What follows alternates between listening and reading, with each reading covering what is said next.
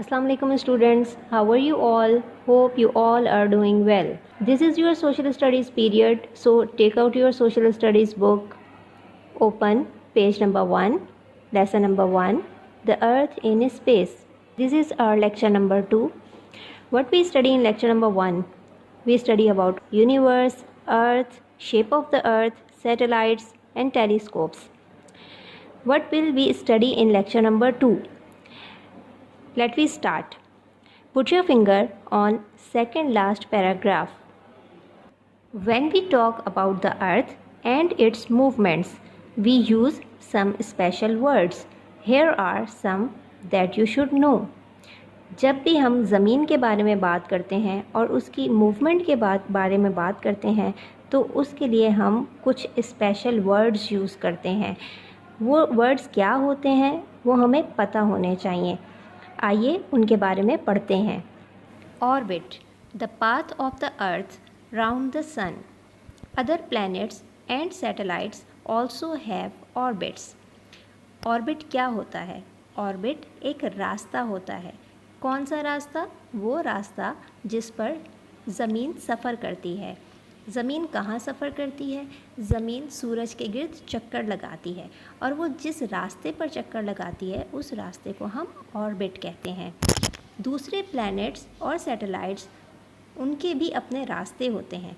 उनके रास्तों को भी हम ऑर्बिट कहते हैं.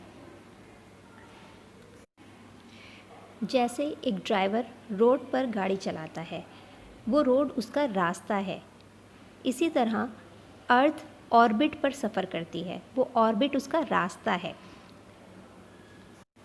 अगर अर्थ और दूसरे प्लैनेट्स का अपना रास्ता ना हो, अपने ऑर्बिट्स ना हो, तो क्या होगा? ये सारे प्लैनेट्स आपस में कोलैप्स कर जाएंगे.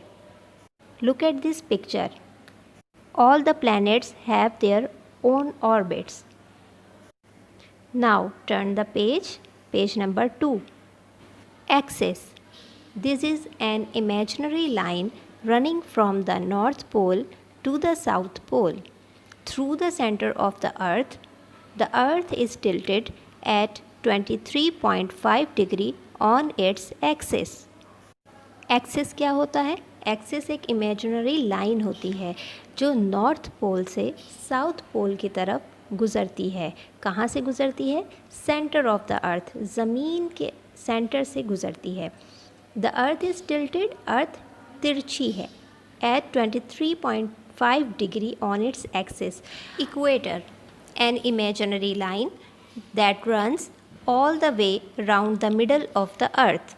इक्वेटर क्या होता है?